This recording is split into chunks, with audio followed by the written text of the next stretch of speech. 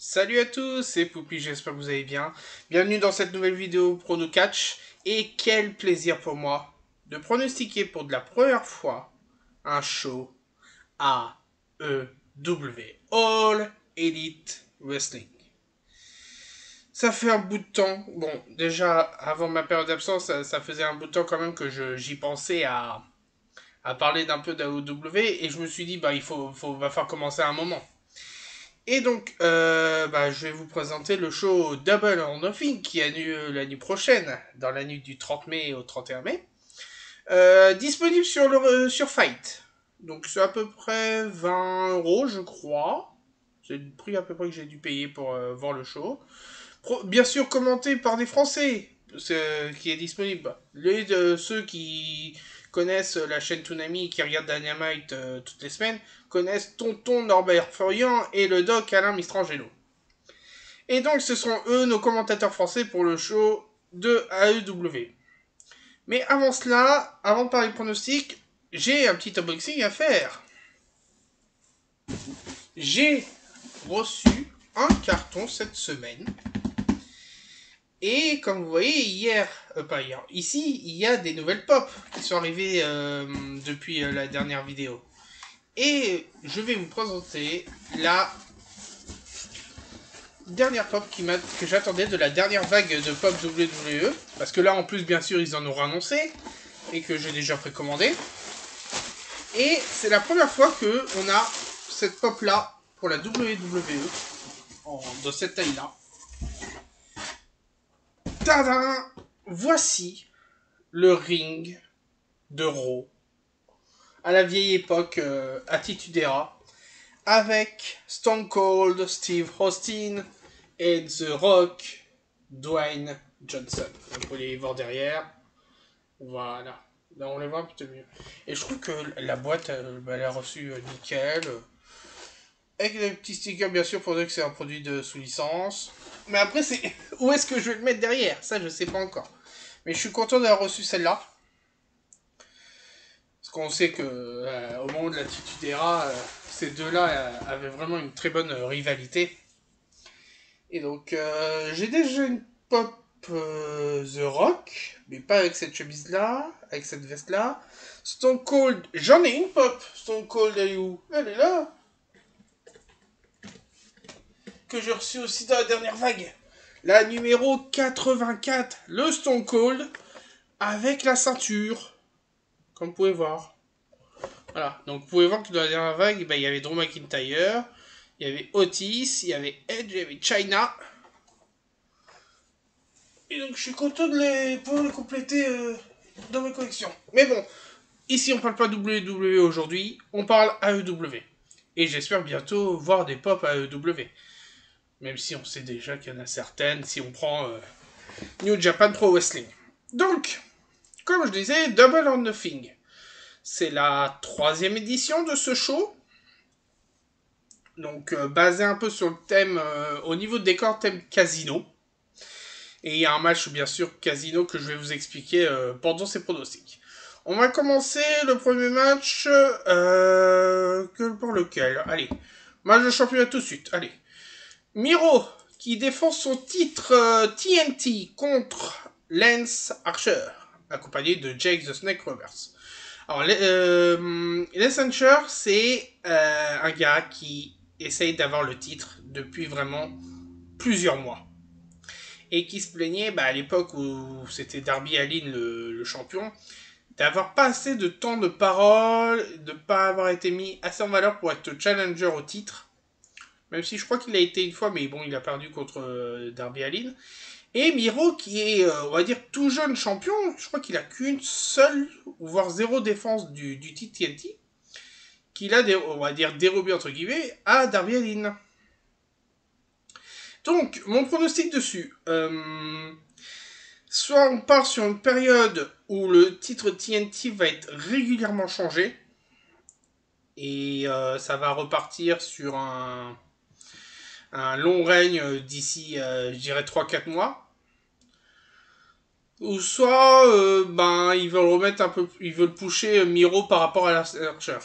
Même si, pour moi, je voudrais que ça soit Lance Archer. Depuis tant qu'il est sur la piste de ce titre-là, et Miro lui est limite passé devant, j'ai envie de dire l'Accenture. Mais le souci, c'est je ne vois pas vraiment encore le futur du TNT. On sort quand même depuis que le titre est créé, on sort de 3 règnes quand même assez importants. Cody, Brody Lee, Darby Allin.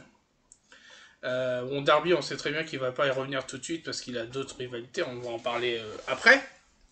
Mais bon, allez, je dis victoire de Miro. Miro garde le titre. Ouais, on va partir sur ça. Deuxième match. On va partir sur Adam Page qui va affronter Brian Cage. Alors, il n'est pas prévu que le titre FTW est mis en jeu. On se demande vraiment à quoi ça sert qu'ils sont encore sur les épaules de Brian Cage. Mais bon, c'est la marque de fabrique de Taz. Et donc, c'est une rivalité qui est quand même bien fabriquée, je trouve, ces dernières semaines, ces derniers mois, où Adam Page et Brian Cage, chacun de leur côté, étaient sur une série d'invincibilité. Et au final, c'est Brian Cage qui a battu Adam pour briser l'invincibilité. Et une rivalité, on va dire, entre le clan de Taz et le Dark Order, dont Adam Page a une alliance avec eux. Il fait pas partie du Dark Order, mais il a une alliance avec eux. Donc, pour moi, je vois quand même une victoire. Alors, pour moi, ça serait une victoire de Brian Cage. Je crois que Ricky Starks n'est pas valide pour être aux abords du ring, donc il est même Hobbs non plus parce que lui, il est dans un autre match. Et en théorie, il apparaît pas aux abords du ring. Donc il resterait Taz et son fils Hook. Côté Dark Order, je sais que certains sont dans le Casino Battle Royale. Donc à voir s'il va avoir de l'aide de Cottonman. Mais pour moi, je dis une victoire de Brian Cage. Ce qui ferait que, suite à cela, Brian Cage deviendrait, je pense, serait dans le top 5 pour le titre mondial de la EW. Ouais, je pense que Brian Cage est prêt pour une rivalité avec le champion. Le champion. Oui, le champion. Donc pour une victoire de Brian Cage. Qu'est-ce qu'on va parler? On va parler... Tiens, un autre match qui n'a pas vraiment d'enjeu. Sting et Darby Allin refont équipe. Mais cette fois-ci, ils n'affrontent pas Ricky Starks et Brian Cage, mais ils affrontent Scorpio Sky et Ethan Page. All Ego, Ethan Page. Donc, cette rivalité s'est fait suite au dernier show qui était AEW Revolution. Scorpio Sky était désigné comme The Face of the Revolution parce qu'il avait gagné le match par échelle. Il avait match au titre, tout ça. Il avait affronté Darby Allin, qu'il avait perdu, et il s'est rebellé contre lui. Aussi, d'un autre côté, Holy Ego et Todd Page, qui est arrivé pendant ce show, qui a été le participant mystère de ce match à échelle. Mais Darby Allin et Ethan Page ont une grosse rivalité sur la scène indépendante avant même AEW. Et c'est là qu'ils veulent remettre en jeu de ce match-là. Et bien sûr, qui dit Darby Allin, en ce moment, dit Sting. Sting qui est un peu, on va dire, son mentor, son manager. Et Sting, il a un contrat quand même à EW, donc il combat un peu, mais pas énormément. Mais c'est très bien. Ils ont une personnalité qui va ensemble, Darby Allin et Sting. Et depuis que Sting est arrivé, moi j'adore. Pour moi, en vue de ce qui s'est passé ces dernières semaines, à savoir Darby Allin qui s'est fait jeter des escaliers du Daily Place, il a perdu son titre, il est en quête de reconquête, ça se dit pas trop, mais bon, il essaye de reconquérir, de revenir au mieux de sa forme, mais bon, pour moi, il n'est pas encore en mesure de faire face surtout à ces deux gars-là. En plus, en connaissant l'historique de Ethan Page et Darby Allin, je vise pour moi une victoire de Scorpio Sky et Ethan Page. Pour enfin dire c'est bon, ils sont une tag team et ils peuvent se mettre dans le circuit tag team. Voilà. Même si on sait très bien que la rivalité, même avec Double Nothing, la rivalité n'est pas terminée. Mais bon, je voudrais montrer que ces deux tag teams ne sont pas vraiment officialisés dans le circuit tag team. Et ça serait bien que dans le top 5, on puisse les voir, que ça soit l'une ou l'autre, on puisse les voir dans le classement. Victoire de Scorpio Sky et Stan Page. Bah tiens, autre match tag team, mais là pour le titre. Pour le titre AEW. The Young Bucks défendent leur titre contre Joe Moxley et Eddie Kingston. Donc, c'est deux Young Bucks qui font partie du grand clan, la Super Elite. Et John Moxley et Eddie Kingston, la tag team s'est formée. Bon, ils se connaissent bien sûr depuis pas mal d'années, mais la tag team s'est formée à AEW suite au match. Je crois que c'était Révolution aussi. Le match bizarre là entre Kenny Omega et John Moxley où Eddie Kingston est venu prendre la défense de John Moxley dans le final botché. Malheureusement pour moi, je dis quand même victoire des Young Bucks. La storyline Super Elite ne fait que commencer. Oui. Avec le partenariat qui se passe avec Impact et New Japan, ça ne fait que commencer la Super Elite. On va en entendre au moins pendant, je dirais, les 6 prochains mois. Les Young Bucks, pour moi, ne sont pas prêts de reperdre leur titre. Ça a déjà été difficile pour eux de le perdre de le récupérer face à FTR. Donc, je pense pas que... Même si John Moxley et Kingston ont le potentiel, la rivalité avec la Super Elite n'est pas terminée, mais pour moi, les Young Bucks, je pense qu'il y aura un coup des Good Brothers qui vont intervenir. Voilà. Donc pour moi, victoire des Young Bucks. On va passer... j'avais pas effacé ça. Tac, voilà. On va passer au match Casino. Donc le Casino Battle Royale, que je vous explique pour ceux qui ne connaissent pas. C'est une Battle Royale à 21. On connaît 20 participants qui sont divisés en groupes de 5. Donc les carreaux, les trèfles, les piques et les cœurs. Et il y a le Joker, le participant mystère, qui arrive à la fin. Donc je peux vous dire déjà les participants qu'il y a cette année. Bon, je suis un peu déçu, quasiment tout le monde font partie des tag teams. Vous prenez, alors, Christian Cage, Matt Sydal, Powerhouse Hobbs, Pental Zero Miedo, Jungle Boy, Matardi, Mark Quinn, Asaya Cassidy. Donc vous avez déjà Private Party. The Blade, Evil Uno, Code Cabana, Preston Vance. Les 3 derniers, là, vous avez Dark Order. Griff Garrison et Brian Pillman Jr. pour les Varsity Blondes. Max Caster et Anthony Bowens pour The Acclaimed. Cutie Marshall, Nick Komoroto pour la Factory. Dusty Rhodes et Lee Johnson pour la Nightmare Family. Et le participant mystère. Donc, 5 personnes dès le départ. Qu'est-ce qu'on mate? Et toutes les, je crois, c'est 5 minutes, un nouveau groupe arrive. Et à la fin, il y a le Joker qui annonce souvent c'est une nouvelle personne dans le roster AEW. Lors de la première édition, c'était Hangman Adam Page. L'année dernière, c'était Matt Sydal. Côté femme, on a eu Mercedes Martinez.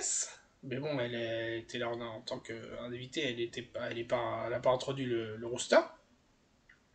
Donc, qui pourrait être le participant cette année?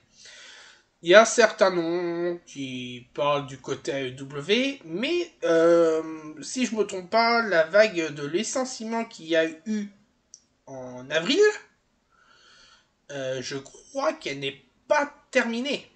Elle doit se terminer courant juin. si je me trompe pas. Donc certains pensaient par exemple à Samoa Joe. Moi, je pense plutôt que ça va être une personne côté Impact qui va être là.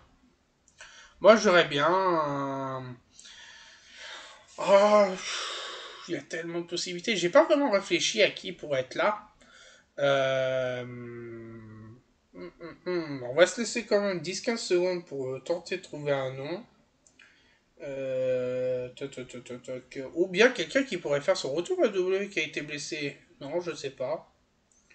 Je sais pas du tout. Et ben on va pas donner de nom. On va pas donner de nom parce que ça évitera de perdre du temps dans la vidéo. Donc voilà, le Casino Battle Royale. Moi, est-ce que j'ai un... Parmi les 20 participants, est-ce que j'ai un favori? Oui. Christian Cage, bien sûr.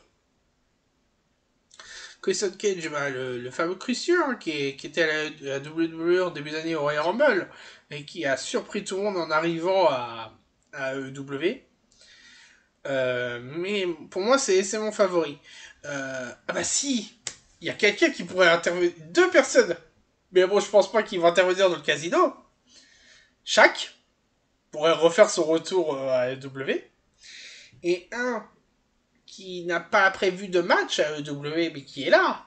C'est Paul White, a.k.a. Big Show. Mais oui.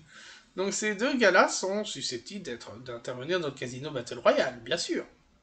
Mais pour moi, mon favori restera Christian Cage. Voilà, alors, match suivant. Donc on avait fait celui-là. Il nous reste 4 matchs. On va parler tout de suite du match de Cody. Cody Rhodes, qui avec son manager Arn Anderson, va affronter on va dire, rookie de la scène AEW, c'est Anthony Ogogo, qui sera accompagné de la Factory, donc QT Marshall, Nick, le chevelu, et Aaron Solo, qui est le troisième que vous voyez derrière.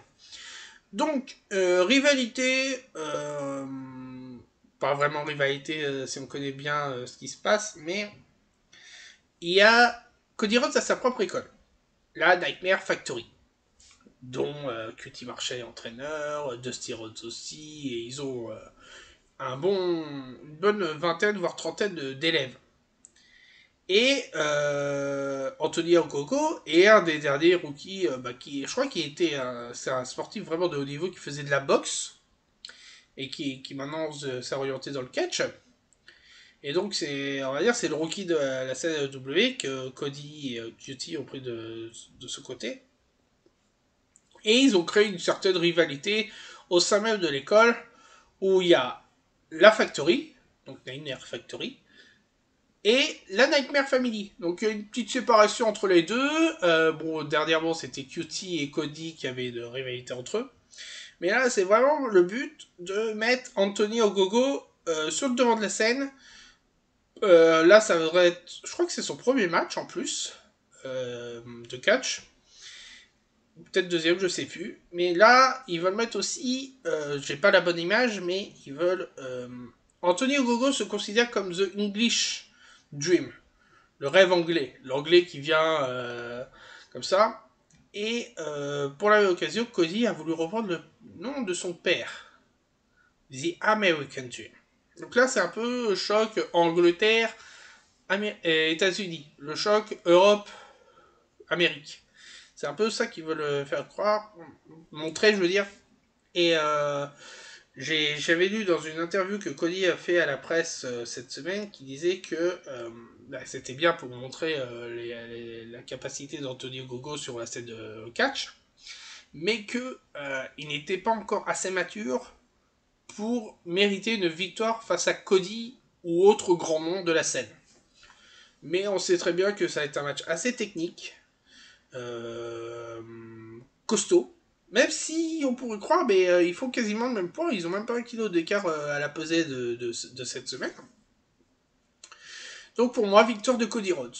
Sans aucune hésitation. Ah ouais. On va passer, il nous restera les 2 matchs mondiaux. Donc on va passer tout de suite au Stadium Stampede. Le fameux match qui se passe dans un stade. Dans un stade, oui. Deux équipes s'affrontent. The Inner Cycle et The Pinnacle. Le cercle restreint et le sommet. Sauf que là, il y a une stipulation entre guillemets. Si le cercle restreint perd, ils sont dissous. Ouais. C'est devenu une habitude en ce moment, là. Tu perds, tu dissous ton équipe. Ça s'est vu dernièrement avec SCU. Donc voilà. Pour moi, bon, je pense direct au futur. Alors moi, je pense déjà au premier Stadium Stampede. Pour ceux qui se rappellent, c'était The Elite avec Matt Hardy contre The Inner Cycle. Et on a vu des trucs magnifiques. Hangman Adam Page sur un cheval. Matt Hardy dans la petite voiturette qui poursuit Sami Guevara. Il y avait des trucs comme ça, mais c'était magique. Mais pour moi, je vise quand même une victoire du cercle restreint. Je sais très bien qu'on va avoir du show. Mais, en fait, cette rivalité va se jouer vraiment au fil des semaines encore. Et la première victoire a été pour The Pinnacle, lors du Blood and Guns match. Ils ont fait le premier point, on va dire. Donc là, Inner Circle va gagner. Ça va faire 1-1. Et ça va se jouer, je pense, cet été, dans un putain de match.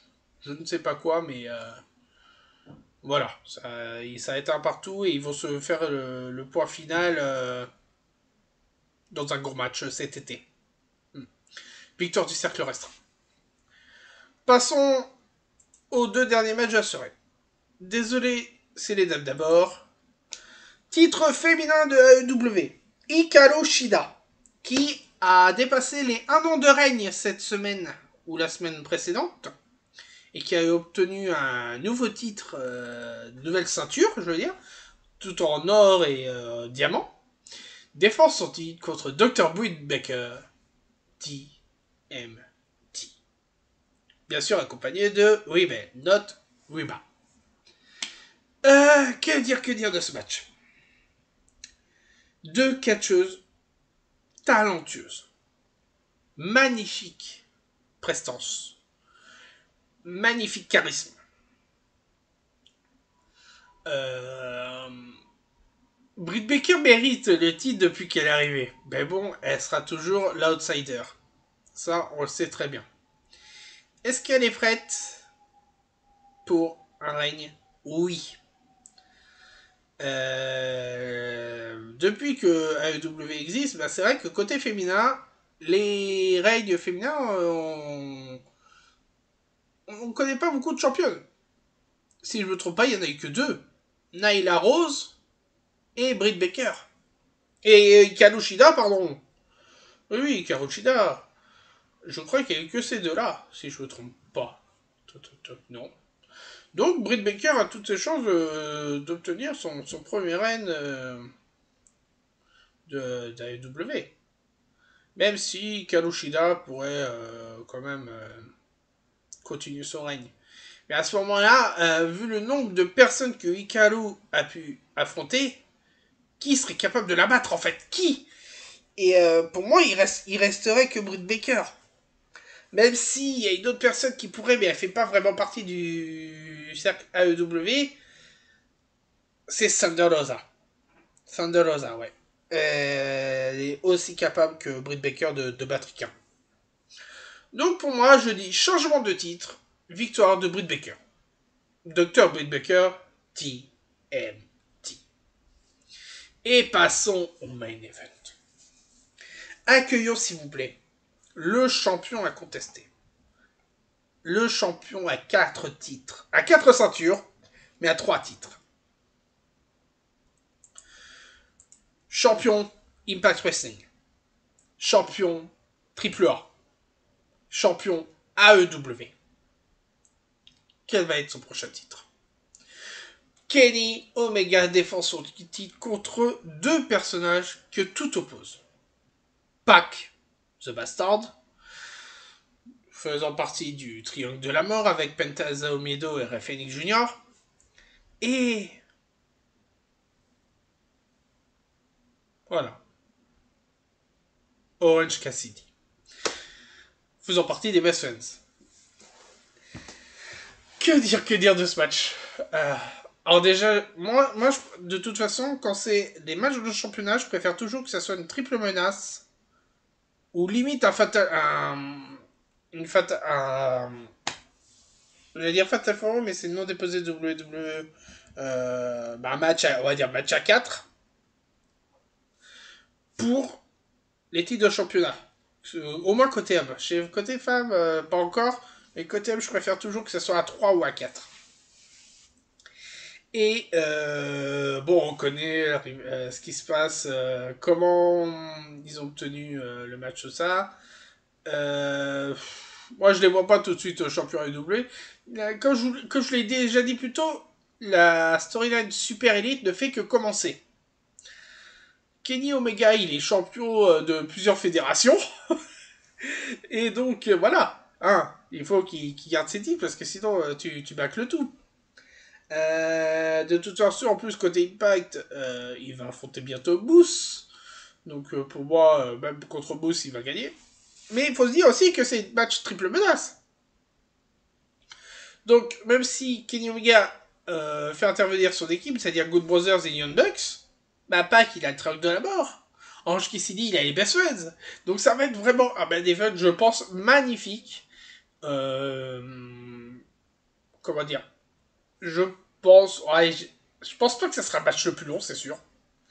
Mais ça va jouer avec les rivalités avec des équipes. Voilà. Mais pour moi, bien sûr, victoire de Kenny Omega, le champion incontesté, multi-ceinture. Et c'est ainsi que s'achèvent les pronostics. Alors, ce qui est noté aussi, on va parler du show dans l'ensemble là, pour les 2-3 minutes qui nous restent. Comme ça fera une bonne vidéo de 30 minutes. C'est un show avec public. Et ça, c'est digne de le préciser. Aux États-Unis, ils commencent enfin à refaire des shows avec public. Bon, ça s'est vu avec WrestleMania ou même de côté UFC, les shows sportifs qui accueillent du public. Mais là, quel plaisir de voir cette semaine le Dynamite, qui était en plus vendredi. Mais le Dynamite au Daily Place avec du public plein, c'était magnifique. Ils ont tous chanté la chanson de Chris Jericho, Judas. Ça, c'était beau.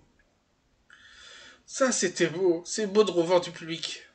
Et j'espère que pour comment dire, même là, si la WWE a annoncé de faire pareil pour la Road to SummerSlam, je suis impatient de revoir les prochains shows avec du public. C'est une autre ambiance, ça permet mieux de... certaines storylines sont mieux faites avec du public que sans. Donc je suis vraiment patient. Voilà. Merci à tous d'avoir regardé cette vidéo. J'espère que mes pronostics seront bons. Et que si vous avez votre avis, vous savez, il y a la zone des commentaires juste en dessous. On parle. Si vous avez des questions, si vous avez votre avis, n'hésitez pas. Elle est là pour ça. Prochain rendez-vous, je crois que c'est un show WWE. Alors, qui est prévu en juin. Je crois que c'est Hell in a Cell. Faut que je regarde, mais je crois que c'est Hell in a Cell. Voilà. Je vous dis bonne fin de journée à tous. Et puis, à la prochaine. Ciao!